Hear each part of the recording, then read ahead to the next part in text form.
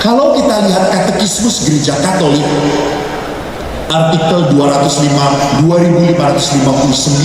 mengatakan apa? Doa adalah mengangkat jiwa kepada Tuhan atau suatu permohonan kepada Tuhan demi hal-hal yang baik. Ya, mengangkat jiwa. Artinya apa jiwa itu? Pikiran, perasaan, dan kehendak saya, keinginan saya berikan pada Tuhan. Tuhan, saya kesel lihat suami saya makin lama makin jelek. Lalu para suami pun tidak kalah berdoanya, Tuhan, lihat istriku makin membesar Tuhan, sudah tidak jelas bentuknya, antara gentong, perasaan, ada juga keinginan. Tuhan, tolong, saya ingin menjadi seorang suster, saya ingin hidup supaya membahagiakan orang tuaku. Ini doa, mengangkat jiwa, mengangkat pikiran, mengangkat perasaan, mengangkat keinginan. Demi apa? Hal yang baik. Nah itu, demi hal yang baik. Jadi kalau mendoakan itu, Tuhan, kok tetanggaku warungnya kok makin laku ya? Semoga dalam nama Yesus besok tidak laku. Tidak ada, tidak. Doa itu demi hal yang baik. Tidak ada doa demi hal yang jelek. Tidak, demi hal yang baik. Jadi kalau demi hal yang jelek itu bukan doa. Itu apa? Disebutnya kutukan, mengutuk. Tapi kalau saya mengungkapkan kepada Tuhan, doa itu pasti tujuannya untuk hal yang baik. Nah, doa itu dipanjatkan kepada Tuhan ada dasarnya. Apakah berdasarkan dari hati yang sombong atau justru dari kerendahan hati? Ingat doa orang Farisi, Tuhan, saya sudah banyak berbuat baik, saya sudah banyak berdoa, saya sudah banyak berpuasa, apalagi yang kurang? Sedangkan pemungut cukai itu berdoa sambil memukul-mukul dadanya, aku berdosa, aku berdosa. Siapa yang berkenan kepada Tuhan? Pemungut cukai. Maka perayaan Ekaristi selalu dimulai dengan kalimat apa? Tuhan kasihanilah kami. Itu Ekaristi selalu diawali oleh berapa? Saya berdosa, saya berdosa. Ditambah jadi 3 kali sekarang, karena 2 kali nggak sadar-sadar. Ingat, saya berdosa gitu. Karena ada seorang istri misal dengan suaminya dalam Ekaristi selalu berkata, engkau berdosa, engkau berdosa, engkau sungguh berdosa. Jadi di dalam doa tidak pernah doa dimulai dengan menyalah-nyalahkan orang lain. Doa harus diawali dengan sikap apa? Saya menyesal. Kerendahan hati. Itu sikap dasar yang berkenan pada Allah. Maka kerendahan hati adalah dasar doa. Kenapa? Karena kita tidak tahu bagaimana kita harus berdoa. Dengan demikian doa merupakan ungkapan hati bahwa saya mengakui kebesaran Tuhan dan saya mengakui keterbatasan saya. Saya nggak mampu. Teman-teman anak muda, saya sering cerita, saya bukan anak pintar, bukan, saya bodoh. Kalau kamu mau tahu ranking saya 35, jumlah murid 37. Saya anak bodoh. Saya tidak pernah diingat-ingat oleh guru. Adik saya 3, saya nomor 1. Adik saya nomor 2 laki-laki, nomor 3 perempuan, nomor 4 perempuan. Ayah saya tentara angkatan udara.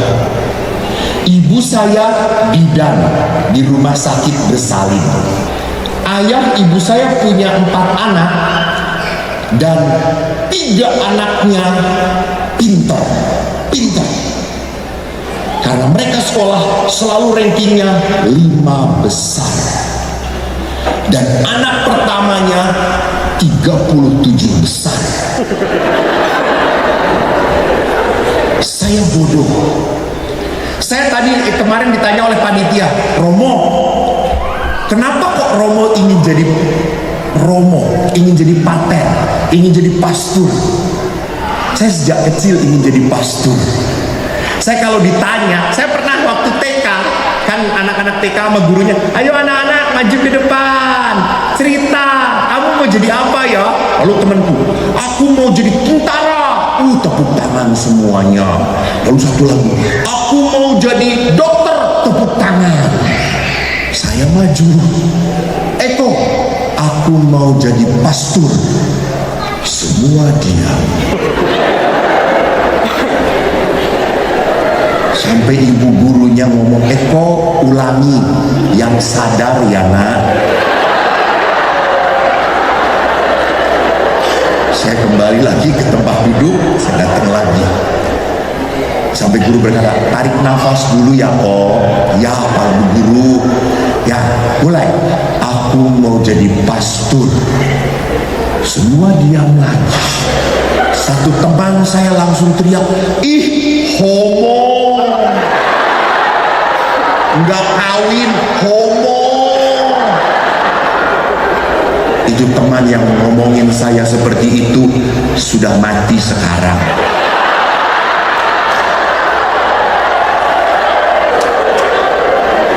Kualat dia melawan anak yang diberkati Tuhan.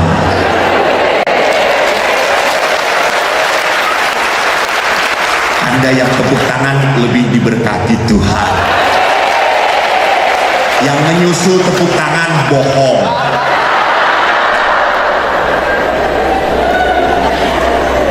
Saya jadi Romo, sampai di rumah pun ayah saya kaget karena ibu gurunya langsung telaporan, Pak, gawat, anak bapak mau jadi Romo. Waduh, bapak saya, kamu mau jadi pastor? Iya. Kamu tuh bodoh kok, bodoh, nggak mungkin. Pastor tuh harus pinter, botak-botak semuanya pinter.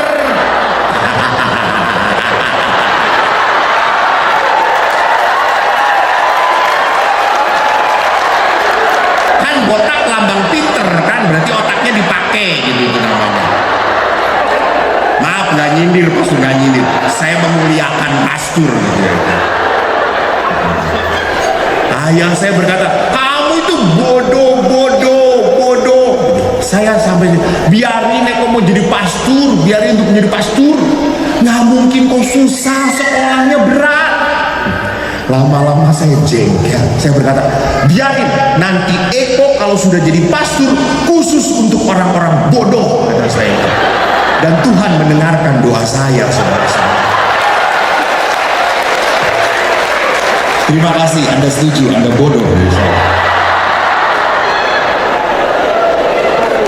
Tapi teman-teman lihat bahwa apa yang tadi dikatakan Allah itu maha besar. Saya mau. Dan setelah sekolah, betul, saya nggak bisa.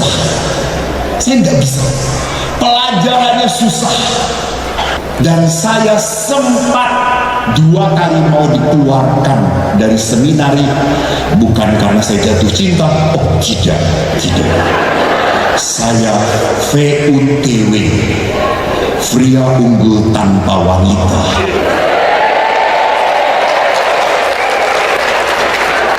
Saya mau dikeluarkan karena bodoh. Saya sempat kaget, dari seminari saya bawa rapot, saya datang ke ibu saya. Karena apa? Ayah itu selalu membodoh-bodohkan.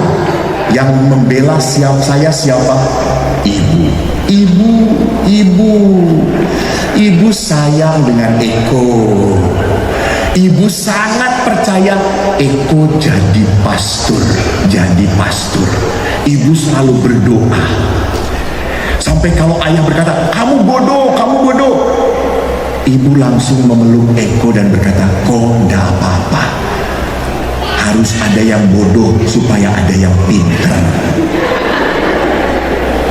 Lalu saya berkata, Eko bodoh enggak apa-apa ya bu? Enggak apa-apa, asal jangan selama-lamanya ya nak. Lalu saya tanya, kalau selama-lamanya kenapa bu? Memalukan keluarga nak. Dan waktu saya di seminari, saya bagi rapot, saya berikan kepada ibu dulu, nggak berani kepada bapak. Ibu kaget waktu saya seminari, lihat rankingnya dulu. Wih kok 27? Biasanya kan kamu 37, sekarang 27. Hebatnya kok. Eko. Lalu lihat jumlah murid 29, ya sama aja kok. Tapi sedikit maju toh bu, kata saya. Ya yang nggak mungkin kamu ranking 35 nah, orang jumlah muridnya aja 29, kata dia. Tapi bapak ibu ingat, karena saya dilahirkan dengan kapasitas otak yang pas-pasan, alias bodoh, alias saya mengikuti pelajaran susah. Saya itu kalau membaca apapun, baca pelan-pelan, baik-baik. Dan saya kalau menjelaskan sangat jelas sekali. Betul atau tidak? Kalau Anda sampai tidak mengerti, Anda lebih bodoh dari saya. Saya itu kalau menjelaskan, kalau khotbah, semua pada senang. Promo khotbahnya bagus, mudah kita cerna. Iya orang bodoh saya, kata saya. Maka bodoh itu anugerah Tuhan. Haleluya. Jadi anak-anak yang rankingnya 35, jangan takut jadi romo. Tuhan lebih berkuasa dari orang tuamu. Kita ingat, kita itu punya Tuhan, bukan punya masalah doang. Jadi kalau manusia hanya tahu punya masalah doang, tidak punya Tuhan, pasti ketakutan, pasti khawatir, pasti tidak mungkin. Dan Eko ini dulunya kagum dengan Bapak Uskup. Satu angkatan saya ada 2 uskup. Hebat. Dua-duanya pinter. Saya kagum. Uskup Bandung itu teman saya sejak SD.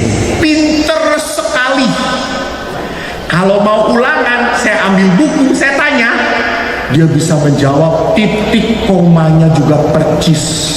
Sampai saya ngomong, Dan lu kayak mesin fotokopian. Setelah jadi uskup, saya hormat pada dia. Saya kagum, hebat ya kamu. Hebat Monsinyur, gitu ya. Lalu saya tanya, Monsinyur setelah jadi uskup dahsyat, Monsinyur pernah nggak ke Israel jalan-jalan? Dia berkata, belum pernah kok. Belum pernah? Iya. Kamu kok udah 4 kali Monsinyur? Saya 4 kali. Saya tanya, Monsinyur ke Vatikan sering? Ke Vatikan sering kok. Ngapain? Rapat. Kamu kok? Saya sering jalan-jalan Monsinyur. Jadi itu bedanya Monsinyur dan YouTuber.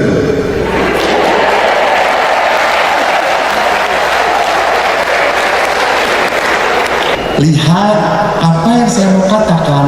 Di saat orang percaya pada Tuhan, mau hidup di dalam Tuhan dan bersama Tuhan, bahkan kekurangan pun menjadi berkat di dalam Tuhan. Jangan hanya berpikir, Bapak Ibu, teman-teman, kalau kamu dapat nilai 10, 9, haleluya, puji Tuhan. Biasa aja kali. Orang tak beriman pun seperti itu. Nih gue, matematika 6, haleluya, puji Tuhan. 6 aja senang. Beriman coy. anak Tuhan, coy. Yang menyelamatkan bukan angka 10, tapi percaya dalam Tuhan. Jadi Bapak Ibu, apa yang kita lihat, mengakui kebesaran Tuhan dan mengakui keterbatasan saya. Tidak mungkin. Sama, saya kok tiba-tiba bisa menjadi terkenal. Jangan pikir bahwa terkenal itu menyenangkan anak-anak. Tidak. Menyedihkan. Apalagi nanti setelah acara ini saya lihat yang minta foto-foto, ya ampun, sedih. Karena kalau ibu foto-foto, ibu-ibu foto-foto, mama nempel semuanya. Ayo Romo, semua ditempelkan pada Romo. Mama ini pikir Romonya tembok apa ya? Sampai pernah oma nempel semuanya. Oma, jangan terlalu nempel. Kata saya, ini bukan susu Romo, ini lato-lato Romo.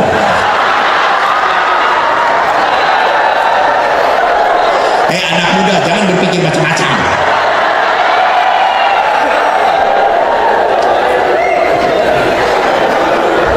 Jadi teman-teman yang terkasih, lihatlah bahwa doa adalah sebuah tindakan manusia yang percaya dan berserah. Artinya apa? Saya tahu Tuhan punya kuasa. Yang kedua, saya punya keterbatasan, tidak mampu. Maka lihat bagaimana kita belajar dari Yesus. Yesus berdoa semalam-malaman. Dan lihat, Yesus berdoa di dalam kitab suci sebelum saat-saat krusial, sebelum saat-saat gawat, sebelum dia memilih para murid, sebelum Yesus memanggul salib, sebelum Yesus menyerahkan nyawanya, berdoa. Jadi doa itu jangan pada saat kita berhadapan masalah baru berdoa, telat. Setelah kita berhadapan dengan soal, aduh susah, Tuhan tolong. Tuhan akan di atas berkata, saya juga nggak bisa. Iya susah, selamat berjuang anakku. Berdoa sebelum ujian, bukan pada saat ujian susah baru berdoa, telat. Sejak kita mau menghadapi masalah, kita libatkan Tuhan. Ada seorang bapak berkata, Romo, saya punya toko Romo. Terus gimana? Ya kadang-kadang saya iri dengan toko sebelah. Waktu saya tunggu toko, dia sama jualannya dengan saya, harganya pun kita sama. Kenapa kok toko sebelah rame Romo? Banyak pembeli. Lalu saya tanya, lalu pada saat Bapak melihat banyak pembeli, bagaimana? Ya saya berdoa Romo, Tuhan kirimkan pembeli ke toko saya, jangan hanya ke toko sebelah Tuhan. Lalu setelah itu Tuhan kirimkan enggak? Tidak Romo. Ya telat, karena Tuhan sudah kirimkan ke tempat itu. Dia duluan doanya. Jadi lihat di sini, berdoalah sejak awal. Pagi-pagi benar berdoalah. Kenapa? Disitulah kita melibatkan Tuhan.